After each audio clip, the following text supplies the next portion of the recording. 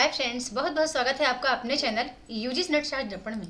तो आज की जो क्लास है मैंने मुक्त बोध की डायरी से लिया है। प्रश्नोत्तरी इकाई 10 में लगा हुआ टॉपिक है। जितने टॉपिक ज़्यादा इंपॉर्टेंट मुझे लगेंगे तो वो मैं यूट्यूब पे कराने का कोशिश करूँगी। बाकी के हमारे क्लासेस मैराथन क्लासेस स्टार्ट हो रहे हैं हमारे ग्रुप में, ठीक है। तो कुछ ही इम्पोर्टेंट थे मुझे। अच्छा, एक चीज़ था जो कि टाइप में मिस्टेक हुआ था। कहाँ पर हमारा जो पीडीएफ बना है इकाई 10 का लास्ट वाला हमारा पीडीएफ था दिनकर संस्कृति के 4 अध्याय। तो संस्कृति के 4 अध्याय में मुक्तिबोध की डायरी से कुछ चीज़ें उसमें ऐड हो गई हैं, ठीक है। तो वो मुझे मैं उसको कट कर दूंगी, बना दूंगी और मैं ग्रुप में शेयर कर दूंगी, मैं आपको बता भी दूंगी। तो आज मैं एक साहित्य की डायरी और कोशिश करूंगी कि संस्कृति के 4 अध्याय दोनों ही टॉपिक आपको करवा दूं। तो आप वीडियो को क्या करना है, आपको लाइक करना है, कमेंट करके बताना है कि ये क्लास आपको कैसी लगी। जितना इंपॉर्टेंट है वो सारी चीज़ें आप इसको बिल्कुल अच्छे से इसको नोट डाउन करें। आपको पता है कि मुक्तिबोध की मैं बात ही करूं तो मुक्तिबोध एक निबंधकार भी हैं, ठीक है, कविताकार भी हैं, लेखक भी हैं। इनकी रचना आलोचनात्मक रचना कामायनी एक पुनर्विचार जो कि बहुत बार एग्जाम में आई है। और इनकी एक रचना और आती है नए साहित्य का सौंदर्य शास्त्र, ठीक है, ये बहुत इंपॉर्टेंट है। साथ में चांद का मुंह टेढ़ा है, एक साहित्यिक की डायरी, काट का सपना, सतह से उठता हुआ आदमी। यानी मुक्तिबोध की जितनी रचनाएं हमारी इकाई 5 में लगी हैं वो हो, चाहे इकाई 10 में लगी हो या इनकी कहानियां हों, तो सभी बहुत इंपॉर्टेंट है, ठीक है। इसमें पात्र कौन कौन से वो हम देखेंगे। ये प्रकाशित कब हुई थी, तो ये जबलपुत्र में वसुधा एक मासिक पत्रिका है जहां पर इसका प्रकाशन हुआ था 1957-58 में। तो जो चीज़ें इंपॉर्टेंट थी वो छूट गई हैं, समीक्षा उसमें ऐड हो गई हैं संस्कृति के 4 अध्याय में, ठीक है। हाँ, उसमें तो मैं बताऊंगी कि उसको मैं कट कर दूंगी और फिर मैं आपको बता दूंगी। यहाँ पे अब इम्पोर्टेंट बात करते हैं कि इनके प्रमुख पात्र कौन है। लेखक हैं मुक्तिबोध ही, केशव हैं, केटी हैं, शरद जोशी हैं, अक्षय कुमार हैं, जी वीरकर हैं और कुट्टूयान हैं, कृष्ण मुरारी शुक्ला हैं, यशराज हैं आदि और कुछ पात्र हैं, लेकिन यहाँ पे कुछ इंपॉर्टेंट वो रखा गया है। अब मैं आगे बात करूं तो मुक्तिबोध जितने बड़े कवि हैं उतने ही बड़े आलोचक हैं, कथाकार और उपन्यासकार भी हैं। उनका साहित्य हमारे समय में एक अनुपम धरोहर है, क्योंकि मुक्तिबोध के साहित्य में तत्कालीन समय का जीवंत इतिहास दर्ज है। इस तरह से देखा जाए तो एक साहित्यिक की डायरी, कहीं कहीं पे एक लेखक की डायरी भी आता है, तो एक साहित्यिक की डायरी ही सही है, ओके। तो एक साहित्यिक की डायरी जैसी मिसाल अभी तक दूसरी हिंदी साहित्य में उपलब्ध नहीं है। शायद यही वजह है कि जिसकी और श्री अदबी संकेत करते हैं कि उनकी डायरी उस समय की खोज है जिसके आलोक में कवि अपने अनुभव को सार्वभौमिक अर्थ दे देता है। आगे मैं बात करना चाहूंगी थोड़ा सा।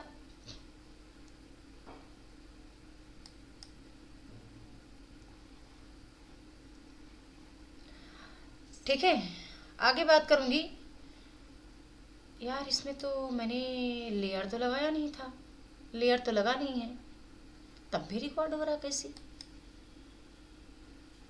दरअसल मैं लेयर लगाना भूल गई थी दोस्तों, तो लग रहा है कि रिकॉर्ड हो रहा होगा कि नहीं, पता नहीं, देखते हैं। अब कर ही लेते हैं मेहनत। बाकी यहाँ पे लेयर लगाना था यार, मैं तो भूल गई, लेयर तो मैंने लगाया ही नहीं है। ठीक है, चलते हैं फिर, बहरहाल देखते हैं रिकॉर्ड हो रहा कि नहीं। चलिए ठीक है, ओके, मैं मेहनत कर ही लेती हूँ, अब मैं नहीं जाती लेयर लगाने। ठीक है, तो आगे बात करते हैं कि एक साहित्य की डायरी। दिनकर हिंदी में डायरी विधा की पहली कृति है जो फैटेंसी, मनोविश्लेषण, तर्क, कविता, आत्मख्यान के विविध स्तरों पर एक साथ चलती है, या यूँ कहें कि इन सबको एक में समन्वित करके एक नई ही विधा संभावना की ओर इंगित करती है। इस कृति में शैली, गुण और विचार तत्व दोनों ही विद्यमान हैं और इन्हीं गुणों के कारण पाठकों का ध्यान आकर्षित किया है और आदर सम्मान पाया है। ठीक है, एक साहित्य की डायरी के प्रकाशन की बात की जाए तो बहुत ही दिलचस्प कहानी है। इसके पहले संस्करण की पांडुलिपि मार्च 1964 ईस्वी को भोपाल में श्रीकांत वर्मा को सौंपी थी और वे जिस रूप में चाहते थे उसी रूप में वह प्रकाशित हुई। उस पांडुलिपि में कुट्टुयान और काव्य, सत्य और कलाकार की व्यक्तिगत ईमानदारी शीर्षक नहीं थे, ठीक है। ये 3 शीर्षक नहीं थे, इसमें कितने हैं, 13 प्रकरण हैं, तो ये शीर्षक नहीं थी। फलस्वरूप वह पहले संस्करण में भी नहीं है।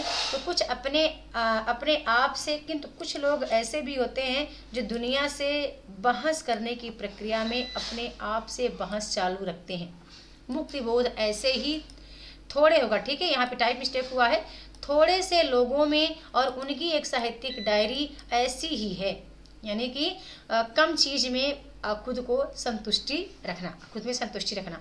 अपने आप से या किसी दूसरे से बात करते हुए मुक्तिबोध पाठक को कुछ इस तरह वार्तालाप का साझीदार बना लेते हैं कि निसंग रहना कठिन हो जाता है।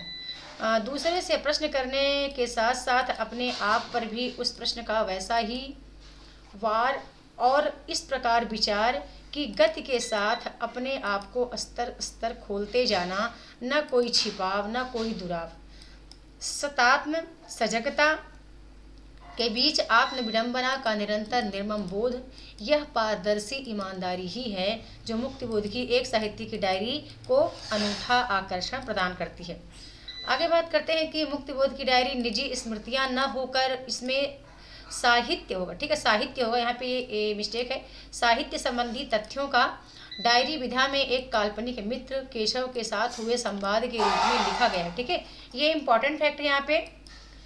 ओके, कि ये किसके साथ है, इन्होंने मिलके लिखा था, मतलब किसकी वजह से लिखा या किसके साथ संवाद करते हुए लिखा था, तो अपने मित्र केशव के साथ संवाद करते हुए लिखा था। कहीं कहीं केशव के स्थान पर मित्र व अथवा कहीं किसी अन्य पात्र के साथ संवाद शैली में निबंध रचना की गई है, जिसमें काव्य संबंधी आधारभूत तत्वों, शिल्प स्वरूप रचना की स्थितियों परिस्थितियों के साथ रचनाकार की रचना प्रक्रिया का भी सूक्ष्म विश्लेषण किया गया है। इसमें कहीं कहीं नाटकीय शैली के भी दर्शन होते हैं। अब थोड़ा इंपॉर्टेंट देखते हैं, ये परीक्षा के लिए बहुत इंपॉर्टेंट है। मेरे यहाँ लाइट की बहुत समस्या होती है भैया। देखो अभी यूपीएस से कंप्यूटर चल रहा है ना, तभी वो साउंड कर रहा है बार बार। लाइट मतलब ईश्वर के भरोसे रहती है। मुक्तिबोध ने एक साहित्यिक की डायरी में कुल 13 प्रकरणों का समावेश किया है, जो इस प्रकार है। तीसरा क्षण, एक लंबी कविता का अंत, डबेर पर सूरज का बिंब, हाशिए पर कुछ नोट्स, सड़क को लेकर एक बातचीत, एक मित्र की पत्नी का प्रश्न चिन्ह, नए जन्म कुंडली नए जन्म कुंडली 1 और 2, कुट्टूवान और काव्य सत्य, कलाकार की व्यक्तिगत ईमानदारी 2 बार कैसे यहाँ मिस्टेक, यहाँ कुछ मिस्टेक। ठीक है, कलाकार की व्यक्तिगत ईमानदारी, ये थोड़ा सा मिस्टेक है यहाँ पे। ठीक है, बाकी मैं जब मैं ग्रुप में मिलूंगी तो मैं वैसे भी बात कर लूँगी। मैंने पीडीएफ को ऑलरेडी रीड कर लिया है, कहाँ कहाँ पे क्या त्रुटियां हैं मैं आपको बताती चली जाऊंगी और मैं सुधार भी कर लूँगी। इस कृति का प्रथम प्रकरण तीसरा क्षण में उनके काल्पनिक मित्र केशव के साथ बौद्धिक वार्तालाप है। ठीक है, अब ये इंपॉर्टेंट है, ये चीज़ें आप नोट डाउन कर लें। इसने मुक्तिबोध की सृजन प्रक्रिया, फटेंसी, शिल्प, अनुभूति, भाषा आदि से संबंधित उनकी विचारशीलता एवं मान्यताओं के दर्शन होते हैं। इस प्रकरण में कवि ने संवाद शैली का प्रयोग किया है। एक संवाद आता है, इस बीच उसके नाद प्रवाह में कोई परिचित नाम सुना। मैंने चौंक कर पूछा, क्या हमने कल तय कर लिया कि इस गर्मी में विवाह कर लेंगे? मैंने बहुत विस्मय से पूछा, क्या, किससे? केटी से? कौन केटी? ठीक है, तो मुक्तिबोध की यह प्रवाह शैली निबंध को पढ़ने योग्य बनाकर गंभीर पांडित्य से मुक्त करती है। उनके निबंध संबंधी कहानी नुमा है, जो उत्सुकतावश पाठक को बांधे रखते हैं। तीसरा क्षण निबंध में मुक्तिबोध द्वारा केशव की व्यक्तिगत बौद्धिकता का चित्रण इस प्रकार है। तो ये कहें कि 13 निबंध ही हैं। ठीक है, अलग अलग शीर्षक से इनकी डायरी में ये अलग अलग शीर्षक के नाम है, वो एक तरह से निबंध ही हैं। समय गुजरता गया, उसे अपनी जिंदगी में विशेष सफलता नहीं मिली। माओ खाओ, ठीक है, मारो खाओ, हाथ मत आओ के इस जमाने में उस जैसी आदमी की क्या चलती। समय ने हम दोनों के चेहरे पर सूखेपन और अनाशा की कालिख पोत दी थी। दुनिया की नज़रों से दूर अकेलेपन के अंधेरे में हम दोनों अलग अलग पृथ्वी के 2 छोरों पर सांस ले रहे थे। कौन? मित्र और मुक्तिबोध। केशव बहुत बदल गया था, तमाम बाल सफ़ेद हो गए थे, चेहरे पर गहरी लकीरें हो गई थी। वह बुढ़ा हो गया था, इसके बावजूद स्वास्थ्य बहुत अच्छा था। समयहीन तो वह कभी नहीं रहा, किंतु फिर भी अब उसमें पहले से अधिक स्फूर्ति थी। इस निबंध के ऐसे अंश पाठक को ठीक है, ये थोड़ा सा मिस्टेक है यहाँ पे, पाठक को सीमित घटनाओं के बारे में जानने के लिए उत्साहित करते हैं। मुक्तिबोध ने कला के 3 क्षण माने हैं। कला का पहला क्षण है जीवन का उत्कृष्ट तीव्र अनुभव क्षण। ठीक है, ये इंपॉर्टेंट है, आप इसको नोट डाउन कर लें कि पहला क्षण क्या माना है कला के क्षण में। कला के 3 क्षण जो शीर्षक है क्या माना है, तो जीवन का उत्कृष्ट तीव्र अनुभव क्षण। दूसरा क्षण है इस अनुभव का अपने कसकते दुखते हुए मूल्यों से पृथक हो जाना और एक ऐसी फेटेंसी का रूप धारण कर लेना मानो वह फेटेंसी आप अपनी आंखों के सामने खड़ी हो। और तीसरा अंतिम क्षण है कि फेटेंसी के शब्दबद्ध होने की प्रक्रिया का परिपूर्ण अवस्था तक की गतिमानता। मुक्त बोध का कहना है कि शब्दबद्ध होने की प्रक्रिया के भीतर जो प्रवाह बहता है वह समस्त व्यक्तित्व और जीवन का प्रवाह होता है। इस प्रकार मुक्ति बोध तीसरा क्षण की बात करते हुए कहते हैं कि फेटेंसी को जितना शब्दबद्ध करने का प्रयत्न किया जाता है, फेटेंसी अपने मूल रूप से उतनी ही दूर चली जाती है। यह कहना कठिन है कि फेटेंसी का यह नया रूप अपने मूल रूप की प्रतिकृति है। फेटेंसी को शब्दबद्ध करने की प्रक्रिया के दौरान जो सृजन होता है, जिसके कारण कृति क्रम से विकसित होती जाती है, वह कला का तीसरा और अंतिम क्षण है। ठीक है, आगे बात करूं कि मुक्ति बोध केशव के व्यक्तित्व को विश्लेषित करते हुए कहते हैं कि मनुष्य का व्यक्तित्व एक गहरा रहस्य है। इसका प्राणी भाग मुझे केशव द्वारा मिला, इसलिए नहीं कि केशव मेरे सामने मुक्त रहता नहीं था। उसके जीवन में कोई ऐसी बात नहीं जो छुपाने लायक हो। वह सचमुच बहुत दयालु और धीर गंभीर भीषण कष्टों का सहज ही सह लेने वाला अत्यंत क्षमाशील था, किंतु साथ ही वह शिथिल स्थिर अचंचल यंत्र और सहज नहीं था। उसमें सबसे बड़ा दोष यह था कि उसमें बाल सुलभ गुण दोष नहीं थे। मुझे हमेशा लगा कि उसका विवेक वृद्धता का लक्षण है। मुक्तिबोध तीसरे क्षण में कला के मूल द्वंद्व अत्यंत महत्वपूर्ण और सृजनशील हैं। भाषा एक परंपरा के रूप में फेटेंसी के मूल रंग को विस्तृत कर देती है, किंतु साथ ही फेटेंसी में संशोधन भी उपस्थित करती जाती है। साथ होगा, ठीक है, ये मिस्टेक है, यहाँ पे मैं सुधार कर लूँगी। साथ ही फेटेंसी अपने मूल रंगों के निर्वाह के लिए, अपने मूल रंगों की अभिव्यक्ति के लिए भाषा पर दबाव लाती है। उसके शब्दों और मुहावरों में नई अर्थमत्ता नहीं, अर्थ क्षमता, नई अभिव्यक्ति भर जाती है। कला के तीसरे क्षण में यह महत्वपूर्ण द्वंद्व है। एक साहित्यिक की डायरी का दूसरा प्रकरण आता है कि लंबी कविता का अंत। ठीक है, प्रत्येक प्रकरण को 13 प्रकरण को हमने यहाँ पे रखा है और सभी इम्पोर्टेंट है। कुछ ही इम्पोर्टेंट हैं जो कि 6-7 रचनाएं हैं जो आपके लिए परीक्षा के लिए की दृष्टि से उपयोगी हैं, तो उन्हीं को आप देखते रहिएगा। यह निर्विवाद है कि मुक्तिबोध ने काव्य के क्षेत्र में पर्याप्त कार्य किया है। उनकी चर्चित कविताओं में ऐसी कविताएं अधिक हैं जो आकार में बहुत बड़ी हैं। इस प्रकार की लंबी कविताओं के बारे में मुक्तिबोध ने अपनी कविताओं के आकार, स्वरूप और विस्तार के बारे में चर्चा की है। इसी चर्चा के दौरान मुक्तिबोध में प्रगतिशीलता, यथार्थवाद, कविता की रचना प्रक्रिया, आधुनिक साहित्यकारों की स्थिति, उनके स्वभाव और उनकी श्रेणियों का विवेचन किया है। मुक्तिबोध की कविताएं यथार्थ के भयावह परिदृश्य को उभारती हुई आकार में बड़ी हो जाया करती हैं और आकार की दीर्घता उनकी चिंता का कारण बन गई। उनको यह भी, ठीक है, ये यहाँ पे मिस्टेक है, यह भी क्या था, यह भी ज्ञात है कि उनकी कविता बहुत बढ़ गई तो मासिक पत्रिका में असंभव हो जाएगा। ठीक है, कुछ था यहाँ पे, मैं देख लूँगी, कॉपी पे देख लूँगी। और हिंदी आलोचक कविता की दीर्घता को, ये क्या है यहाँ पे, दीर्घता को, ये भी मुझे सुधारना पड़ेगा यहाँ पे। ठीक है, सुधारना पड़ेगा क्योंकि मैं काफ़ी सारी देखी हुई त्रुटियाँ हुई हैं, तो ले जाओ आप बस। ठीक है, दीर्घता को नहीं मानते हैं। यथार्थ के तत्व परस्पर गुंफित है। यही कारण है कि मैं छोटी कविताएं मैंने अधूरी लिख कर छोड़ दी। उन्हें खत्म करने की कला मुझ में नहीं आती, यही मेरी ट्रेजेडी है। मुक्तिबोध अपनी अभिव्यक्ति में यह बताना नहीं भूले हैं कि उनकी व्यक्तिगत सामाजिक और आर्थिक एक काया थी, क्या थी। कुल मिलाकर मुक्तिबोध ने इस प्रकरण में कविता की रचना प्रक्रिया को अभिव्यक्त किया है। वहीं दूसरी ओर उनके समकालीन साहित्यकारों, विचारकों, आधुनिकतावादियों की स्थिति का भी निरूपण किया है। एक लंबी कविता का अंत विचारों का जनक निबंध है। इसमें मौलिकता, अस्पष्टता और साफ गोई के कारण उनके विचार, ठीक है, प्रभावी रूप से सामने आए। ठीक है, प्रभावी होगा, यहाँ पे मिस्टेक है, प्रभावी रूप से सामने आए हैं। एक साहित्य की डायरी का तीसरा प्रकरण है डबरे पर सूरज का बिंब। ठीक है, इसमें मुक्तिबोध ने मध्यम वर्गीय संस्कारों वाले बुद्धिजीवी की मानसिकता पर व्यंग किया है। इस निबंध का नायक अपने सिद्धांतों के प्रति अनुभव संसार को नहीं छोड़ने के संकल्प लेने की प्रक्रिया में प्रयत्नशील है। जैसे कि मुक्तिबोध ने इस निबंध में कुंठा की बहुत ही रोचक ढंग से आत्मा व्यंग्यात्मक शैली में विवेचन किया है। कुंठा मैं नहीं समझता, उससे जवाब दिया, हर जमाने में हर जमाने में गरीबी की मुश्किल रही है। हर जमाने में एक श्रेणी का दिल नहीं खुला है, बहुत विशाल श्रेणी का भारतीय जनता मेहनत कस का। वह आगे कहता गया, पिछला कौन सा ऐसा युग था जिसमें कुंठा न रही हो। और फिर कुंठा का मतलब क्या, उसे उसने समझाते हुए कहा, कुंठा का आधिपत्य तो अब समझना चाहिए, जब कुंठा के बुद्ध बुनियादी कारणों को दूर करने की बेसब्री और विक्षोभ न हो। हाशिए पर नोट्स के अंतर्गत मुक्तिबोध ने एक आलोचक की तटस्थता पर जोर देते हुए कहा कि आलोचक को निष्पक्ष भाव से आलोचना करनी चाहिए। एक आलोचक को अपनी आलोचनात्मक भावना को प्रधान मानते हुए तटस्थ रूप से कृति की समीक्षा करनी चाहिए और उस कृति को विश्वास के बल पर श्रद्धा हृदय से नहीं बुद्धि से उत्पन्न हुई हो।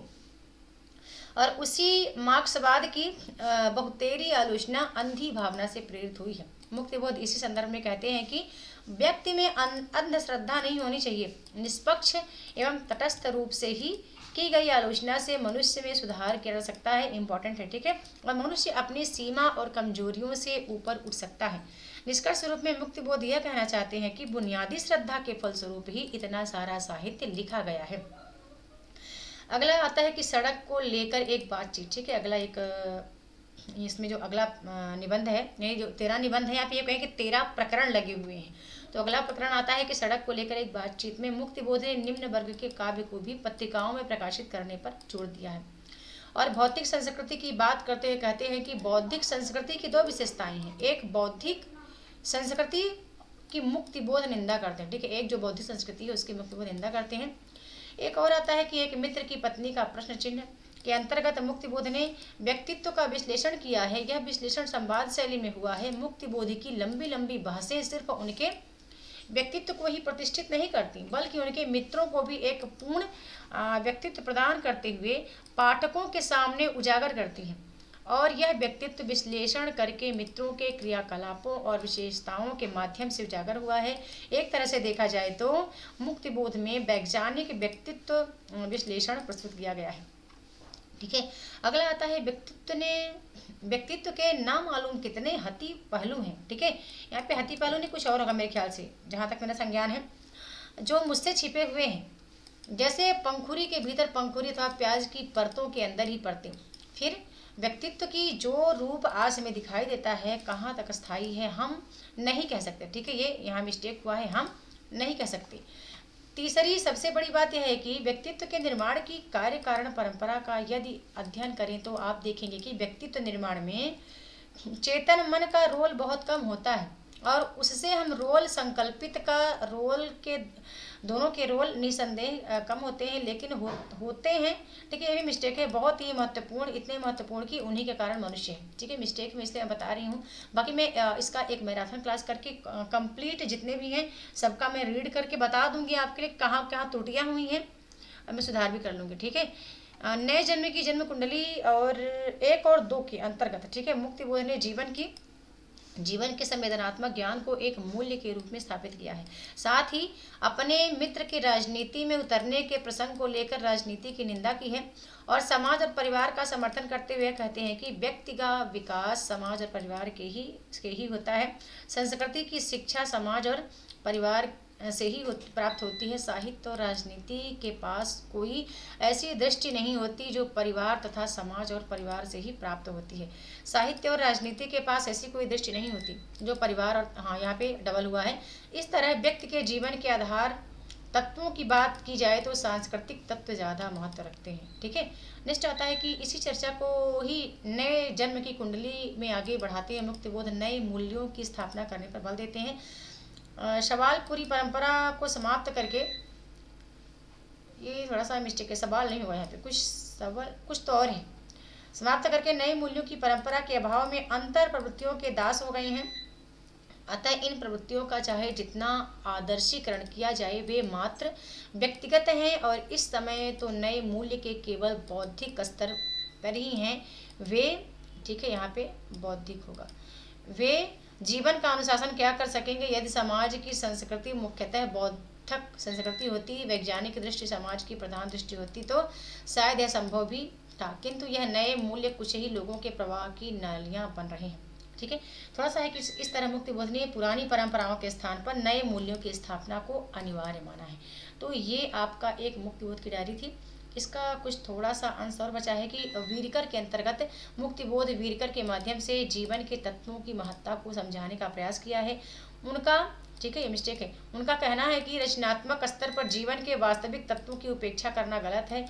उनका कहना है कि साहित्य का विकास तभी संभव है जब समाज का विकास, देश का विकास हो और विशेष रूप से मानव का विकास हो। मनुष्य का विकास ही समग्र विकास है। ठीक है, अब यहाँ से इम्पोर्टेंट है कि यहाँ मुक्तिबोध एक साहित्यकार के संवेदनात्मक जीवन तत्वों की बात करते हैं जो इनकी दृष्टि में ठीक नहीं है। तथ्यों से क्यों जी चुराते हो? उस वर्ग के आलोचक तुम जैसों को कहते हैं कि तुम, ये ठीक ठीक है, ये मिस्टेक हो, या कहते हैं कि तुम ऑब्सक्योर हो, जो लिखते हो उसका ठीक ठीक अर्थ समझ नहीं आता, या फला हो या फला फला हो। ठीक है, असल में तुम्हारी दुनिया ही अलग है, तुम्हारे डिजिस्ट यानी गणित ही अलग है, तुम्हारा वातावरण ही अलग है, तुम्हारी प्रेरणा भी भिन्न है। वह भला उनके लिए अनुकूल क्यों होगी? वह उन्हें समझ में कैसे आ सकती है? समझ में होगा, ठीक है, कैसे आ सकती है? क्योंकि वह उन्हें सुंदर क्यों लगेगी। विशिष्ट और अद्वितीय प्रकरण में, ठीक है, प्रकरण है हमें मुक्तिबोध ने जन साधारण के जीवन सत्य को उजागर किया है, साथ ही साथ इस जीवन सत्य की उपेक्षा करने वाली साहित्यिक मान्यताओं की निंदा की है। इस संदर्भ में मुक्तिबोध ने नई कहानी और नई कविता पर भी व्यंग किया है। ठीक है, एक शीर्षक आता है नई कहानी में मुक्तिबोध।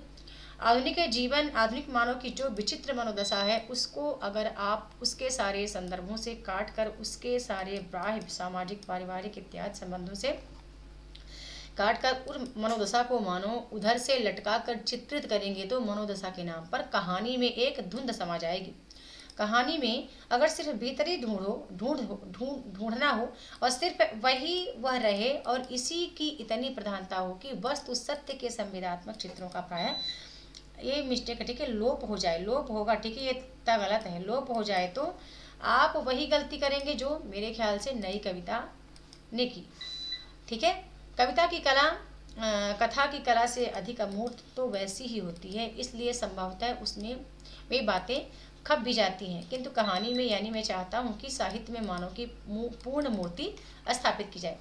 ठीक है, इसी आगे मुक्तिबोध इसी संदर्भ में आचार्य शुक्ल का उदाहरण देते हुए स्पष्ट करना चाहते हैं कि बाल बच्चेदार व्यक्ति और अकेले व्यक्ति हुआ, ठीक है, व्यक्ति के विचारों और भावनाओं में घर वैषम्य है। मुक्तिबोध का कहना है कि बाल बच्चेदार कवि या साहित्यकार की प्रतिभा व्यापक कोमल भावना या करुणा के भाव में परिवर्तित हो जाती है। और मुक्तिबोध इसी प्रकरण के संदर्भ में कहते हैं कि अभी कभी आदित्य और परिशिष्ट होते हैं, शायद अद्वितीय और विशिष्ट हैं, इसलिए कवि हैं, पर जो कभी अपने आप को अद्वितीय समझते हैं या जिन्होंने अद्वितीय की जो परिभाषा अपने लिए बना रखी है, उसे मुक्तिबोध दोष देते हैं। इस तरह मुक्तिबोध ने अलग अलग श्रेणियों के कवियों के साहित्य का विश्लेषण किया। ठीक है, टॉपिक आता है और कि कुटु मानव काव्य सत्य के अंतर्गत मुक्तिबोध ने प्रेम कथा के माध्यम से वास्तविक जीवन और लेखक की वास्तविक मानसिकता का अवलोकन करते हुए निर्मम निष्कर्ष प्रस्तुत किया। साथ ही साथ मुक्तिबोध ने साहित्य को जीवन मूल्य और आदर्श को स्थापित किया है। इतना निश्चित है कि वह शुक्ल के प्रेम से वशीभूत होकर शुक्ल को मदद करने के लिए तैयार नहीं है। जो आंसू वह लगातार बहा रही है वह विरह के कहे जा सकते हैं, क्योंकि आरक्षण का भाव वीरा से उत्पन्न हुआ है, किंतु उस दुख की करतूतें, उसकी तीव्रता उस और रक्षा की है, विरह की नहीं। मित्र ने जोर जोर से आगे कहना शुरू किया, उसके आंसू काव्य सत्य हैं, उसका उल्लास काव्य सत्य था, उसका प्रेम काव्य सत्य है, उसका वियोग काव्य सत्य था। तो मुक्तिबोध ने इसी प्रकरण में कवि के अंतर द्वंद्व को उजागर किया। ठीक है, मैंने इसको थोड़ा बहुत पढ़ा है इसलिए मुझे समझ में आ रहा है, कह नहीं सकते आपको क्या चीज़ें समझ में आती होंगी। सामंजस्य की कला की ये कल नहीं हो कला हुआ, कला कल्पना यांत्रिक रूप से लागू नहीं की जा सकती, यह तो ठीक है। और इस बात का शीघ्र पता चल जाता है कि एक प्रतिवादी प्रगतिवादी विद्यार्थी मजदूर किसानों की हड़ताल है जो तोड़ना या नहीं जानता के विरुद्ध अधिकारियों का गुप्तचर है या नहीं, अथवा वह एक दोहरी दुरंगी उर्दू मही मूवी नीति का अवलंबन कर रहा है या नहीं। इनकी रूप रेखाएं स्पष्ट होती हैं, साधारण पढ़ी लिखी जनता इसे खूब जानती है। अवसरवादी दृष्टियां और कार्यनीति के विविध रूपों और प्रकारों का तुरंत पता चल जाता है, किंतु महत्वपूर्ण बात यह है कि इस प्रकार की विसंगतियां जो तुरंत ही प्रकट हो जाती है, अन्य विसंगतियां पहचानना मुश्किल होता रहता है। और बहुधा मनुष्य अपने मानसिक स्वार्थों की दृष्टि से अन्य में भी विसंगतियां और बुद्धि ऊंचे आदर्शों को आगे करके उनके झंडे के नीचे काम करती है। ठीक है, एक और टॉपिक है कि कलाकार की व्यक्तिगत ईमानदारी। लास्ट है कि अंतर्गत मुक्तिबोध रचना प्रक्रियागत संघर्षों के निर्माण को जीवन तथ्यों या वस्तु तथ्यों से जोड़ते हुए व्यक्तिगत अभिव्यक्ति होगा। ठीक है, साथ में होगा अभिव्यक्तिगत ईमानदारी के जटिल प्रश्नों से जूझते हुए दिखाई देते हैं। मैंने अपने को संवारते हुए, अटकते हुए और शब्दों के लिए भटकते हुए कहा, तुम भले ही फ्रॉड कह लो, इसमें व्यक्तिगत ईमानदारी जरूर है। डायरी मेरी व्यक्तिगत ईमानदारी का सबूत है। जिंदगी एक महाविद्यालय या विश्वविद्यालय नहीं, वहाँ एक प्राइमरी स्कूल है, वह एक प्राइमरी स्कूल है होगा। ठीक है, जहाँ टाट पट्टी पर बैठना पड़ता है, जरा सी बात पर चाटे के आघात की सारी संवेदनाएं गालों पर झेलनी पड़ती है। जी हाँ, इस जिंदगी का यही हाल है। भय, आतंक, विचित्र आशंकाएं, अजीबो गरीब उलझाव, कटी हुई टाट पट्टियां, पुराने स्याही रंगे टेबल, गुरुजी की भयानक दुतरफा मुंहतोड़, घर में माता पिता की डांट फटकार और बच्चे का कमल छाओ सा शरीर। मुक्ति बोध इसी प्रकरण में व्यक्तिगत ईमानदारी को स्पष्ट करते हुए कहते हैं कि व्यक्तिगत ईमानदारी का अर्थ है जिस अनुपात में, जिस मात्रा में जो भाव या विचार उठा है उसको उसी मात्रा में प्रस्तुत करना। जो भावना विचार जिस स्वरूप को लेकर प्रस्तुत हुआ है उसको उसी स्वरूप में प्रस्तुत करना लेखक का धर्म है। ठीक है, आगे आते हैं कि मुक्तिबोध की डायरी की भाषा सहज सरलता के कलेवर से युक्त है, उनका विचार विमर्श। ठीक है, तो उनकी ये बढ़ते हैं कि मुक्तिबोध की डायरी एक साहित्य की डायरी में विचारों की गंभीरता को उसमें भावात्मक और आत्मपरक तत्व में शामिल किया गया है। डायरी के प्रकरणों की रचना शैली को डॉक्टर मोतीराम वर्मा के शब्दों में देखें तो इस तरह से कह सकते हैं कि इन निबंधों का प्रत्येक प्रकरण सीधी सीधी शुरुआत अक्सर कहानी जैसी, बल्कि आत्मकथानक व्रत के एक मार्मिक अंश जैसी, जो आपने विकास क्रम में सरल होगा। ठीक है, सरल जीवन की जटिलताओं के किसी पाषाण खंड से जा टकराती, जहाँ प्रश्नों के टुकड़े फूट जात पड़ते हैं, फिर उन टुकड़ों की चिंतन के सूक्ष्म हजारों से सृजनात्मक छानबीन की जाती है। बीच बीच में जरूरत के मुताबिक होगा। ठीक है, व्यंग की एक ही हल्की चोट की आवाज़ सुनाई देती है और अंततः यह महसूस होता है कि अपूर्व सा कुछ अनमोल, यद्यपि निहायत परिचित लगने वाला समाधान हाथ आ गया है। ठीक है, तो ये था एक साहित्य की डायरी। अगला आता है हरवंश राय बच्चन, क्या बोलूँ क्या याद करूँ के बारे में। तो यहाँ भी अभी तो इसको नहीं कर रहे हैं। अब मैं देखती हूँ कि ये रिकॉर्ड हुआ कि नहीं हुआ, क्योंकि मैं क्या नहीं लगाई थी, मैंने लेयर नहीं लगाया था। ठीक है, तो ये क्लास यदि रिकॉर्ड हो गई है, आप इसको देख पा रहे हैं तो इसको चैनल को सब्सक्राइब करके, लाइक करके, बेल आइकन दबा के और एक छोटा सा कमेंट छोड़ के जाना है कि आपकी तैयारी कितनी हो चुकी है। ठीक है, बहुत बहुत धन्यवाद।